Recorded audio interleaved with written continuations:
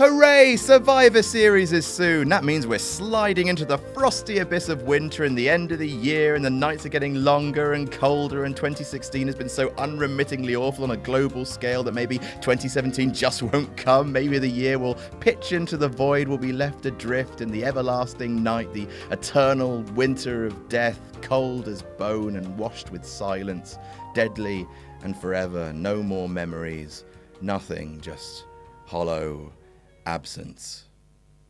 I'm Adam from WhatCulture.com, and here are 10 things WWE want you to forget about Survivor Series. Number 10, its spiritual home is Richfield, Ohio. Look, no offense to all of our fans from Richfield, Ohio, but f*** you and your stupid town. The spiritual home of WrestleMania is Madison Square Garden, quite possibly the most vaunted sports arena in the world. SummerSlam was born in the exact same building, and Survivor Series was born in Richfield, Ohio. It's got a population of 5,000 people. Off Richfield. The building Survivor Series debuted in isn't even there anymore. They demolished it in 1999. It's a grassy field. This is nothing against the people of Ohio. They're lovely people, strong arms, noble spirit, good horses. But the people of Richfield, Ohio, how dare you be where Survivor Series was born? You are nothing. You are a fucking disgrace. Number 9, it was created to mess with WCW. WWE and WCW used to be about as friendly as your mum and your Auntie Sandra. And you know your Auntie Sandra's a cow. She smashed up your dad's chippy.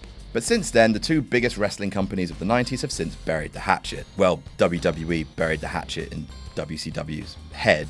But at least there's no more Monday Night Wars, which might be why WWE would like you to forget that they created Survivor Series nearly solely to with WCW. See, the Southern Wrestling Company used to hold their annual Supercard Starrcade around Thanksgiving, and that annoyed Vince, so in 1987 he created Survivor Series to run against it on the same night, and as a further twist of the knife, told pay-per-view providers that if they aired Starrcade, they would not be given WrestleMania 4 the next year. Most providers went with Vince and Survivor Series, and Starrcade was crushed. Dick move, Vincent. Number 8, the Gobbledy Gooker was a disaster. Survivor Series 1990, and the egg hatched. The egg hatched, and then Eddie Guerrero's brother in a turkey suit came out and gobbled at Mean Gene Okerlund. The Gooker has sort of become a cult hero in recent years, maybe, just because it's all so unbelievably shit.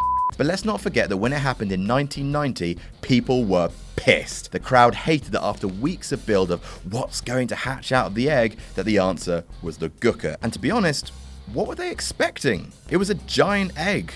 Were they expecting Sting to come out of it? Out of the big egg? Still, the Gobbledy Gooker is widely regarded as one of the worst things the company ever did, even if it's hard to hate the sight of Mean Gene doing his best to talk to a turkey. Number 7, that clown thing. More heinous cartoon bollocks from early 90s WWF, this time from Survivor Series 1994. Jerry Lawler, in the first of 2 appearances on this list, was feuding with Doink the Clown. Something about kings and jesters doesn't matter. So they booked a 4-on-4 Survivor Series match, the Royal Family versus Clowns R Us, with Lawler, 3 midget wrestlers called Sleazy, Queasy and Cheesy, no really, here they are, and with Doink, his sidekick, Dink, the scrappy duo of the WWF, and Pink, and Wink. What then happened was over 15 entire minutes of nonsense as the crowd clapped when the little people fell over like the little comedy props that they were. Do you remember when Doink used to be cool, like an evil clown, like a properly evil clown? Number 6, Survivor Series 2015 was the shits. Just the absolute shits. Number 5, it's been better attended than WrestleMania. Yep, Survivor Series in the past, despite these days definitely being the least important of the big 4 pay-per-views, has outdrawn WWE's so-called biggest event of the year, not just once, but on 3 separate occasions. In 1991, outdrawing WrestleMania 7 by nearly 1,500 fans. Then again in 1997 and 1998, with WrestleManias 13 and 14 playing to smaller houses than Survivor Series. Now sure, WWE are always going to be happy that events draw big, but WrestleMania is Vince's giant, muscly, oily, intimidating, fireworky baby. It's everything to him. And he's not exactly going to crow about the times it lost out to an event that's become so far down the priority ladder that he almost replaced it in 2010. Whoops, spoilers. Number 4, Vince almost replaced it in 2010. Yep, even though it's the second oldest pay-per-view in WWE history, they nearly knocked it on the head for good. And this isn't a rumor either. Here's a quote from Vince McMahon from a February 2010 conference call. "We think that Survivor Series is obsolete," he went on to say. I'm not going to keep doing it. Survivor Series, yes, many years ago was one of the original 4 pay-per-views, but it's outlasted its usage and is one of the things in terms of rebranding this year and going forward that will be rebranded. No longer will we have that title, Survivor Series. Damn, that's cold, Vince. Look, I get it. Sometimes the love fades and sometimes you feel like you've grown apart. You need to spice things up, Vinny. You need to spice things up, light some candles, pour some wine, and then fuck Survivor Series up against the side of a parked bus in the middle of rush hour traffic at Elephant and Castle roundabout. What, we all have fantasies. Anyway, they got cold feet, decided to keep Survivor Series, and it's still here, limping on to this day. Number 3, where did the Ultimate Warrior go? The Ultimate Maniacs were a short-lived duo comprised of the Ultimate Warrior and Randy Savage, both of whom were huge babyfaces at the time. Basically, like the Mega Maniacs a few months later, WWF were trying to recreate the magic of the Mega Powers. Warrior and Savage were all set to take on the heel team of Ric Flair and Razor Ramon in the biggest match at Survivor Series 1992, and then, when we got there, no more Warrior. He was replaced with Mr. Perfect. Now, it was a good tag match and proved Mr. Perfect could be a good babyface, but still, where the dick was the much advertised Ultimate Warrior? Of course, WWE didn't want to say what really happened. Warrior had missed the show because he was having contract disputes with WWE, and there were also rumors of him failing a steroid test, after which he was eventually fired. He was brought back 4 years later, and we never knew what happened to Warrior back on that pay-per-view. That's because WWE wants us to forget. Number 2, Vince saying the N-word. Oh, he sure did! So remember how John Cena used to be a rapper, thugonomics and all that tits? Well, in 2005, right about when Cena had stopped doing that shtick, Vince approached the champ in a backstage segment and asked, "What's good in the hood?" White guy saying black people stuff. Always a great old time. Then he said, "Keep it up, my n***."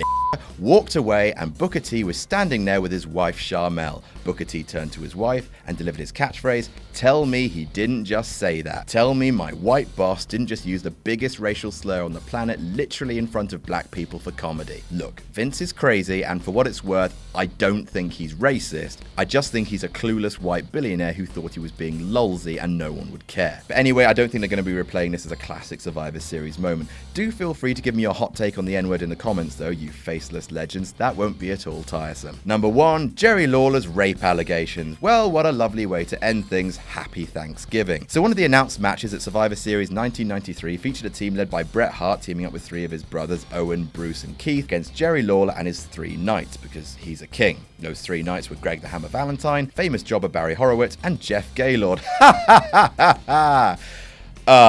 It never happened though. Instead, Shawn Michaels took Jerry Lawler's place and wrestled with the 3 random knights, which didn't make any sense. See, Lawler was removed because a 15-year-old girl accused Lawler of sexually assaulting her. Lawler was indicted for it. However, before the case could go any further, the girl admitted that she'd made up the whole thing. The popular theory about this story is that the girl was a plant by some wrestlers that didn't like Lawler and felt like he owed them money. However, a year later, Jerry Lawler was convicted of witness tampering as a result of this case, so, I mean, who really knows what the hell happened? Jerry Lawler returned to WWE in early 1994, and his absence at Survivor Series 93 was never explained.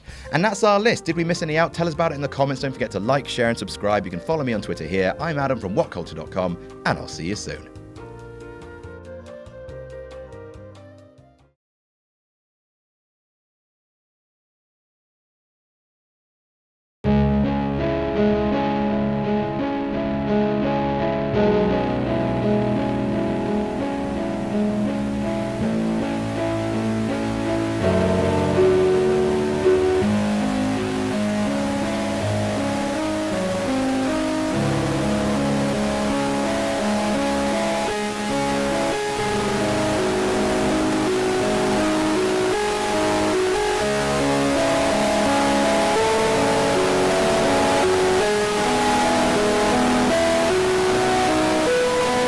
I will delete WCPW. It's over!